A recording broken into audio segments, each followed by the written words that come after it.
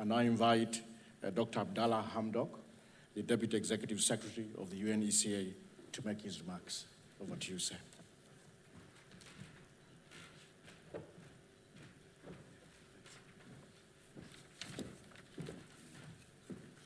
Good morning. Dr. Nkosazana Dlamini Zuma, Chairperson of the African Union Commission. Dr. Donald Kabruka, President of the African Development Bank. Mr. Pravin Gordhan, Minister of Finance, South Africa. Excellencies, distinguished participants, ladies and gentlemen. Unlike President Kabruka, who has probably an elaborate keynote address, mine is rather short, and I would like to share it with you. It is really indeed a very great pleasure and honor for me to welcome you on behalf of the UN Economic Commission for Africa for this 8th African Economic Conference jointly organized by ADB, UNDP, and ourselves at TCA. I think this conference provides a platform for you, the researchers and think tanks,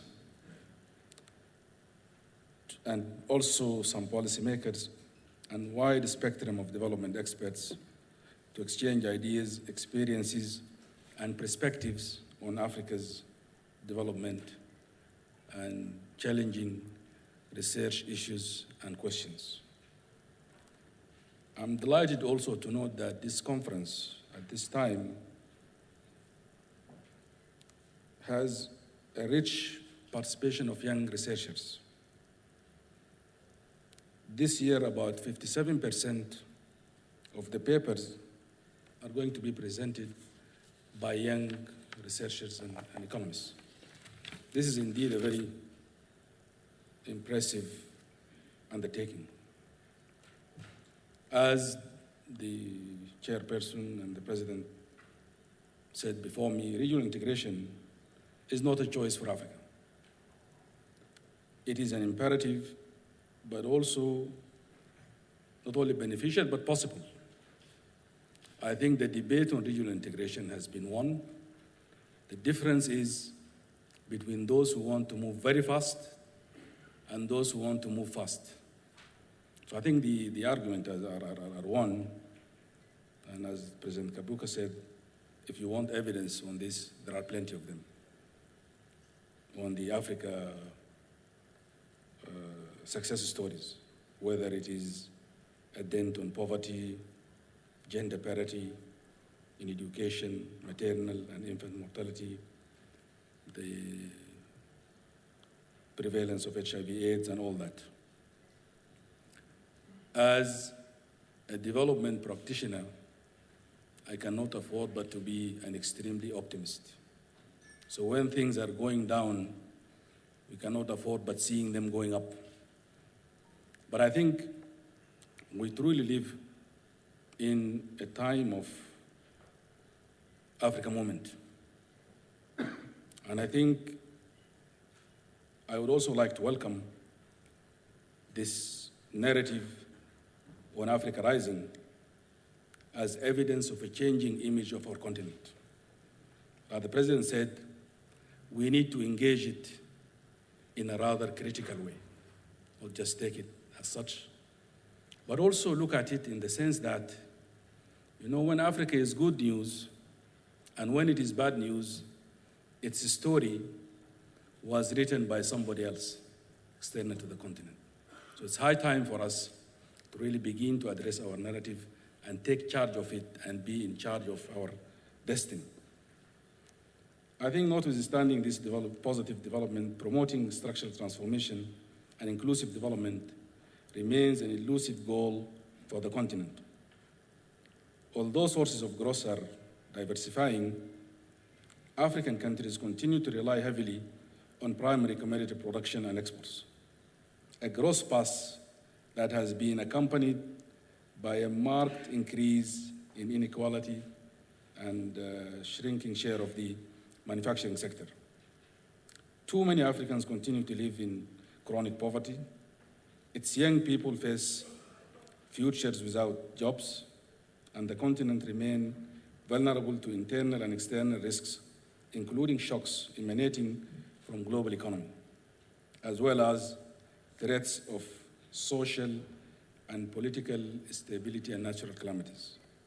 I think this brings to the fore the pressing imperative of economic transformation if the continent is to reverse the recent trends of jobless growth, break historic legacies of economic and social stagnation that plague African countries for almost half a century, and achieve long-term inclusive and sustainable development. Economic transformation will ensure that Africa makes optimal use of its human and natural resources. You would agree with me, it is really scandalous to see this dig and export model. For 50 years, companies are exporting our resources raw, and at a throw of a stone from a mine, you see a village that has no running water, clinic, or school. We need to work on that. Indeed, natural resource-led development, it's not only possible, but it can be a reality that will push the transformation agenda forward. There are a number of mega trends in this statement, which I don't mean you know all of them, whether it's the dynamic demographic story, or the young continent, or the natural resource. But maybe let me mention one or two of them. I think we live in a changing world. The establishment of the G20 as a successor to the G8 is not just change in numbers, but it is reflecting the new power configurations in the world. And Africa must tap into this, the BRICS and others. I think it provides us with huge opportunities that we need to tap into that. But let me come back to our important theme of the conference, which is regional integration. I think there is no doubt that Africa is making considerable effort in order to integrate. The decision to fast-track the establishment of the Continental Free Trade Area brought the vision of the Abuja Treaty to create an African common market by 2023, one step closer to reality.